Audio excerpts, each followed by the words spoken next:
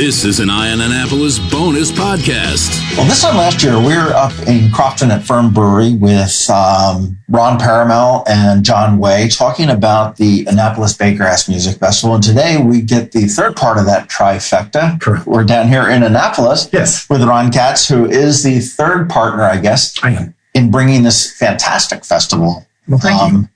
And you guys are celebrating your 2.5 years now, right? Well, yes. I mean, so the first one got taken out by Hurricane Ian. Right. But you guys did, and I told John and Ron this, that you guys handled that so well. Well, thank you. I mean, it was Henry and Billy that really at Firm, that really were our lifesavers, because we were able to migrate it all over to Firm, and they really had never had anything of that size where an onslaught of people were coming in, and hallelujah to them. We basically moved the festival from Sandy Point to Firm. The show must go on. And it was a sort of a mini type of a festival. It was, yeah. And I know that you turned around and you immediately told everybody that had bought tickets, hey, come up to Firm and party. Yeah. But then you also said, look, we get it. You want your money back, we'll give you your money back. If you want to hold on to them next year, which was last year, come on out for a special holdout. We did, night. Yes.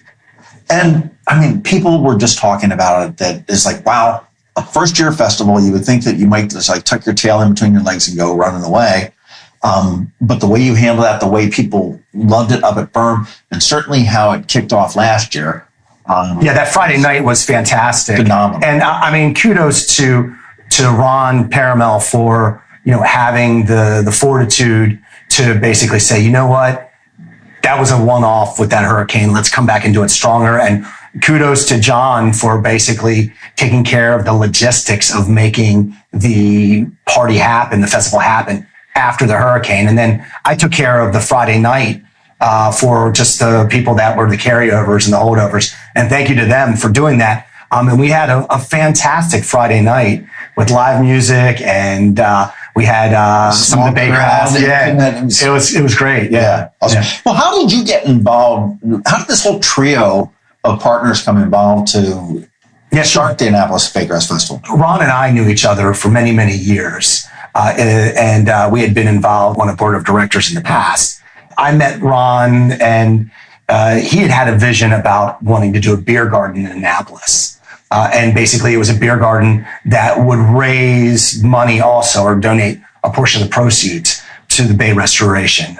He is an Annapolis boy through and through, the same way I am. And we both have a shared vision of doing good to help the Bay. I started Chesapeake Outdoor Group 20-some years ago with some friends of mine, which was a 501c3, which is a 501c3, which is still around and kicking and is part of Baygrass. And so we use that very early on to do ground level action to help organizations that are doing good things around Annapolis and doing good things for the Bay. And so Ron and I had started talking, and he's like, this is Ron speaking. I go out to Telluride every year. It's my mental and spiritual place of healing to hear this music. And not only is it amazing music, but they're doing really good things. I want to do something here. I'm like, all right, I'm in. I'm willing to lend my legal experience and skills to help it out. And Ron had met John through the music scene, and John had done music at 8x10 and had promoted various things. So that's how we started. Ron basically was the catalyst to bring John and me into it. And his Telluride stuff, was that bluegrass music? It's funny because I just was speaking with somebody about this, and I took a dear friend of mine who I would consider to be an audiophile music head into a show to see Billy Strings. He'd never really seen a bluegrass band. And Billy Strings, in my opinion, is sort of the torchbearer for the 21st century bluegrass movement. But it's not really bluegrass anymore. People ask, well, is this a bluegrass festival? And you look at the lineup and you'd see, okay, the infamous String Dusters, Leftover Salmon, Sam Bush. Sam Bush is the godfather of bluegrass. But infamous String Dusters, they're bluegrass, but there's so much more. And the way I describe it is that these are all sort of genre bending bands. to take it out of bluegrass, maybe into newgrass, Americana. It's hard I don't consider it your traditional grandfather or great-grandfather's bluegrass. These are people that are taking the music into a whole different area, the same way that Miles Davis and what he did to jazz. I mean, he took jazz into a completely different space. Right, and that's what I consider these bands that are doing. So, yeah, I mean, Telluride is a lot more than just, to answer your question, it's a lot more than just bluegrass. I mean, you get folk music, Americana, rock and roll. I mean, so the headliner of Baygrass is O'Teal and Friends. O'Teal is a rock and roller, but he has R&B in him. He has soul. He's got funk. He's the bass player for Dead and Company. Okay. And his brother, Kofi, who passed away way too early, was an amazing musician of himself, who he and O'Teal played with Colonel Bruce Hampton in the Aquarium Rescue Unit, which were probably the most avant-garde, kind of like Frank Zappa, but in the rock and roll world. So there's a lot of ancestral music that's Well, really, when you look at any kind of music, I mean, you look at the artists that are flipping different genres and they're going, okay, we'll pick on Taylor Swift for a little bit. She started out in this country. And, and morphed into the rock and people do that because, music is a uniter first. Agreed. Hallelujah. And we need some more uniting here in the time and place that we're Amen. I mean, to bring people in that are they could be on opposite ends of the spectrum politically, economically, socially. I mean, all of those things. But when you get a good band up there, it all goes away. Yeah. It's, there's no blue, there's no red, there's no purple. It's just everybody jamming out to good music. Sure. Well, I wanted to talk about the Annapolis Baygrass Music Festival, okay? And the dates that you need to know are September 21st and 22nd. That's a Saturday and Sunday over at Sandy Point State Park. Correct. And the weather is going to be perfect. Absolutely. Just because you paid your dues 3 years ago. I keep joking with Curtis, who is the ranger over at Sandy Point. I'm like, has the state funded that dome yet? Yeah. Please. That's the only wild card. Everything else is all lined up and ready to go.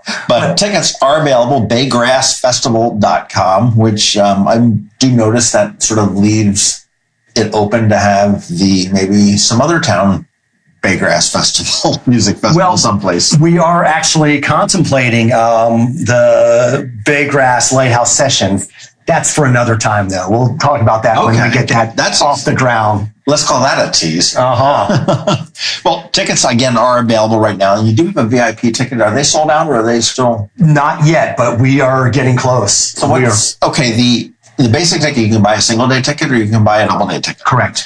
And that gets you some incredible entertainment. I mean, you've got O'Teal and Friends, you've got the infamous String Dusters, as you mentioned.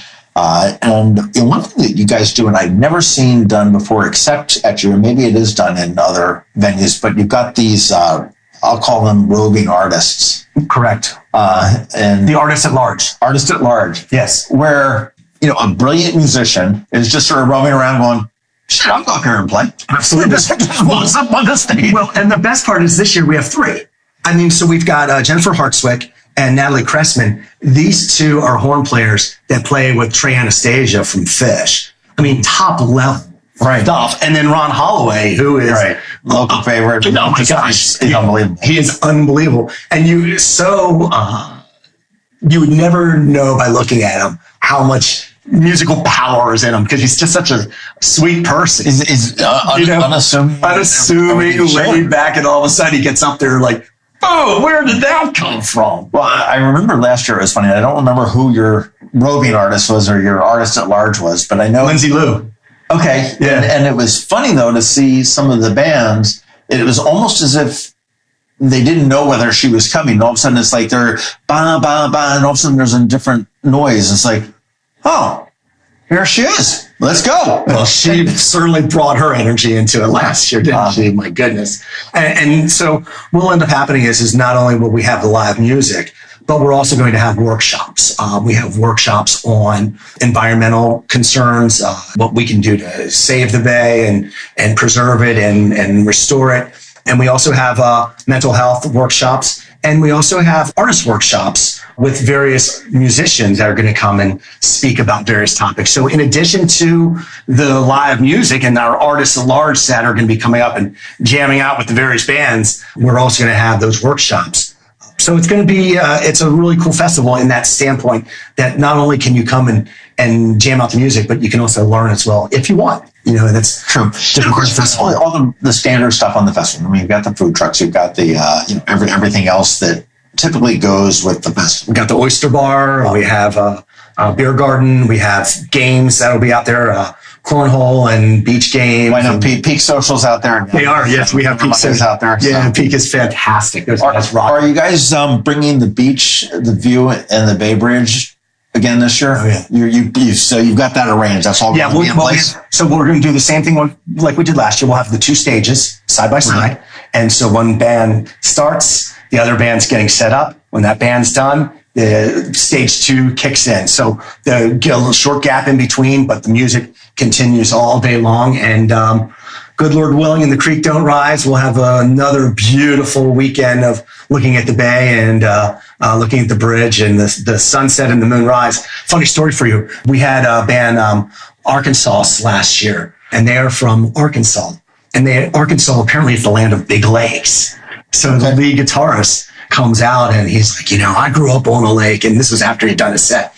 He's like, I grew up on a lake and I've played a lot of music in a lot of different places. But that's the first time I ever saw a freighter go by as I was jamming out. I thought that was really cool. He's like, it caught my eye. I was like staring at this freighter as I'm in my jam. Maybe you got one of those carnival crews. I know, stop and pause before the bridge. Well, the funny thing is it did happen Sunday afternoon. They normally leave the Port of Baltimore, and Sunday afternoon it went by. That's cool. You guys are missing the live entertainment out there. That's really cool. Yeah. Well, what's involved in the VIP? So the VIP is a pretty cool thing. We have a whole area set up specifically for the VIP. We have, once again, our Baygrass famous crab cakes that the VIP member or VIP ticket holders get. We have oysters on the half shell that they get, discounted drinks for the VIP. They have their own viewing area. They have their own bathroom. So we really treat our VIPs like royalty because, quite frankly, it's an amazing experience, even better at that VIP level because of the fact that, and they get a VIP bag with a assortment of goodies in it as well. Swag. Yes, some swag. Nothing wrong with that. Now, for those that are worried, Sandy Point can be difficult with parking. How are you handling parking? Parking in the park? Yes, we have, not only do we have VIP specific parking for our VIPs. See, you're selling me on this VIP, man. Yeah. Up close parking and private bathrooms, man. I don't care about any of the other things. Yeah, at my age, the private bathroom is probably the most important. And an amazing view because they have their own viewing area. Not only that, but we'll have shuttle that will run from the other parking lots in Sandy Point. Okay. We also have a shuttle pickup. You can buy a ticket ahead of time for a shuttle that will be running from Park and Ride over at Harry S. Truman to Sandy Point. So if you don't want to drive to Sandy Point, you can take the bus from from Harry S. Truman, and that'll be running on the hour back and forth. So we do offer that as an option as well. That's awesome. Well, you've mentioned, you've talked about oysters, you've talked about crab cakes, and you've talked about the conservation efforts and everything else. It's a big part of this festival. And your tagline is that every jam saves the bay. Correct. Talk to me a little bit about that. Why? Yes, I know everybody wants, or I think by law in Anne Arundel County, you have to have a nonprofit to be able to get the daily liquor licenses and everything else. But what's so important about and boy, it sounds like I want to go to hell for saying this, but what's so important about the bay the conservation? Well, it's a legitimate question because, we live in a time where in our lifetime, we've seen changes to the bay. I grew up here in Annapolis. When I was a kid growing up, it was the very rarest of storms that would flood downtown Annapolis. When I was a kid growing up, I remember being out on the bay after Hurricane Agnew came through, and they had a boom going all the way across the bay, and it was miles of debris that had come down the Susquehanna. From the Susquehanna. Yeah, come down from the Susquehanna. We all live downstream. Sure. When I was a kid growing up, I remember there being these huge fish kills of menhaden, dead menhaden in the water. that would just stink up the whole area. We've seen progress. People are actually making affirmative steps in their day-to-day. Unfortunately, this area is a very, very, very popular area. And you can tell by the price of houses, you can see by the traffic on Forest Drive, more and more people are coming into this area because it's attractive. And that puts a load on the Chesapeake Bay. Sure. So one of the things that we really try to do, one of the main things we try to do, is to support organizations that we truly believe are at the grassroots level trying to make a change. The Oyster Recovery Project. You can't get any more grassroots than that when, I've been out on several of where they're dumping spat. Right. In the summer and turn around. Have you smelled an oyster shell when it's been sitting in a bin for 2 weeks after it's been eaten? That is a nasty smell. But you know what? They're collecting those oysters and putting them back into the bay. Right. The Alliance of the Chesapeake. Those guys are going up and down the whole Chesapeake Bay watershed. And they are doing good things with farmers and with agricultural use. And they're hands-on trying to change the mentality that, you can dump it in the bay and it becomes somebody else's problem because it's gone out of sight, out of mind when the current carries it away. I'm so glad to hear that somebody that's been around forever, you to be able to sit there and say there's an improvement. Because we hear all the time about the report card sort of stagnating and everything else. And we know there's problems. And I likened to like when recycling first came out. I'm older than you, but recycling was a real pain in the ass initially. Okay. You had the brown bottles and clear bottles and green bottles and aluminum went in a different thing. Newspaper went in a different thing. You had to sort it all yourself and they made it convenient. Yeah. And as soon as it was convenient, it took off. Now, yes, it was a little bit more expensive than if you have it all pre-separated because somebody does need to separate it and they've got machine and technology now. Right. But once you realize how easy it is to make a difference, okay? It can be just something as simple as taking this Annapolis Baygrass tin, steel, aluminum cup and drinking out of this every day as opposed to getting the bottle. Yeah, absolutely. And that's what that helps the bay. It does help the bay. Unfortunately, you guys can't see it, but these are the cups. These are aluminum cups heavy duty that are going to be used for our beers. We don't use plastic cups. These you can recycle and use. They're Bell cups.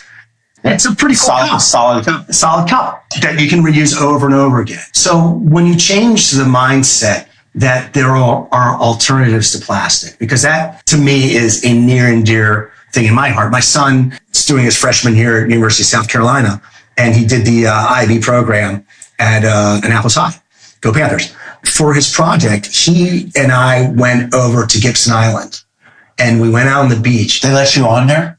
Well, we went on by boat.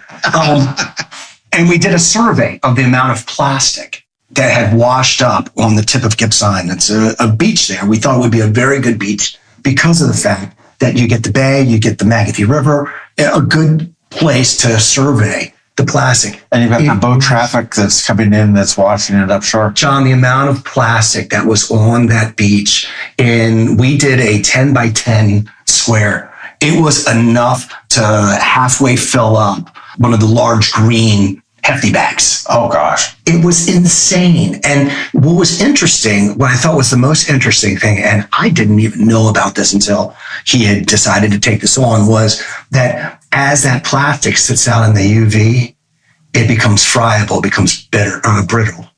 And so as we were picking up some of the older bottles, they would crumble in your fingers and make what we've come to find out is called microplastics.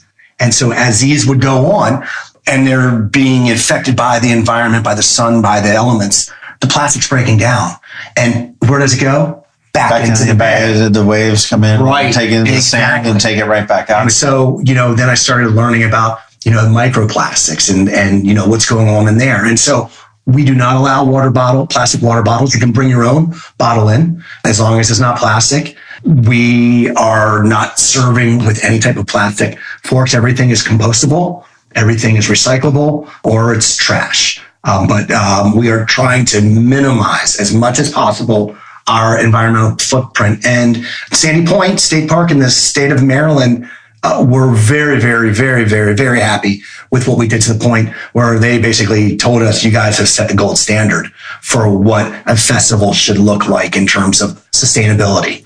Well, then let's talk about your gold standard. Okay, so you got a gold standard in sustainability. As far as I'm concerned, you have a gold standard as far as customer service handling, how you handled your first year. Thank you. And you guys have won the gold standard with a freaking award. You won a Festi.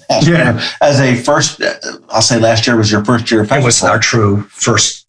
And I mean, that's impressive for, somebody to put on a festival, but much less put it on and have it recognized. Well, I'll tell you what, not to sound trite, or cliche, but you're only as good as your weakest link. And we have strong links throughout. I mean, we've got Alan Crawford and Tom Bloom and John Way and Sid Jans, and I could go down Emily Laney. These are all people that are part of the executive team that, they are the consummate professionals. And Kelly and Jason, who are doing our promotion, and Liz Burr, who does all of our art. Everybody buys into the same vision, which is to do a festival unlike any other ones in this area, bringing in top shelf music while also doing good things. One of the other nonprofits that we're raising money for and awareness for is the Alliance of the Chesapeake. That's the last of the three in the Chesapeake Outdoor Group. But the Alliance of the Chesapeake, they're actually going around and doing their part. And then the Watershed Storage Academy. Yeah, right. Thank you. That was the last one. They're actually the Watershed Storage Academy. They are going out and actually doing things right where the bay meets the land to make it better, which once again, these are hands-on organizations that are making affirmative changes. You go out there, I guarantee you, if you go out and you look at that water in February and March, when a lot of the algae died off and what have you, you won't believe how clear the water is nowadays. It's really amazing. It's encouraging. It is. It's encouraging. So to come back to your original question, if we can get everybody, even just for a weekend, to buy into it, even just that, we've minimized the impact on the bay because people are using less plastic. They're using less materials that cannot be composted or recycled or, what have you. So, every little bit makes a difference. Sure. Every jam saves the bay. There you go. Yeah. Well, family friendly for sure. Of course. Yeah. We have a whole kids zone set up. Yep. Food is going to be amazing. Sandy Point can't get for a more amazing location. It is truly beautiful. And we're grateful to the state for allowing us to have the festival there. Parking is not an issue. Even if you park in the outer lots at Sandy Point, you've got the little shuttles that will bring you to the stage. Yep. Lonergan Bus Service will be there with their beautiful coach. Thank you, Greg, for all your help. And we also have that shuttle coming from the parking ride. Well, I was going to say, if you wanted to grab one of those hotels on Riva Road, there's a couple. That's within walking distance, the parking ride. So, if you want to, go out and just, you've got it covered there, as well. A staycation. There you are. Volunteers. Do you need any? Yes, we always use volunteers. We have a sign-up sheet on baygrassfestival.com. And yes, we have volunteer needs for Friday to help us get it set up, Saturday during the festival, Sunday during the festival, and Monday as well to do the breakdown. So we welcome everybody to come and help out. You sort of get your hands a little dirty or whatever position you're doing. You get the insider view of what's going on. It's also for a good cause. It is for a great cause. It really. And you get a free ticket. I was going to say, is there a person that you get a free ticket and a t-shirt? I guess the only thing that we haven't talked about is that you've alluded to it, it takes a team, it takes a good team. We've got very strong links. It's not just the three of you guys. You guys are, the brains, the thoughts, and probably the money behind it. The brawn as well. We all, we all are actively involved in it. But you've got a ton of sponsors. And I know last year and the year before, Firm Brewing up in Crofton was totally in there. You got Idiom Brewing as well. Again, this year, Grey Wolf. Visit Annapolis, of course. And they are fantastic. Thank you to those guys. Peak Social, you've got Annapolis Green that's helping you out with the... Tilly will be there with the water station so that you can bring your own water and have filtered water right there at the bar. Right.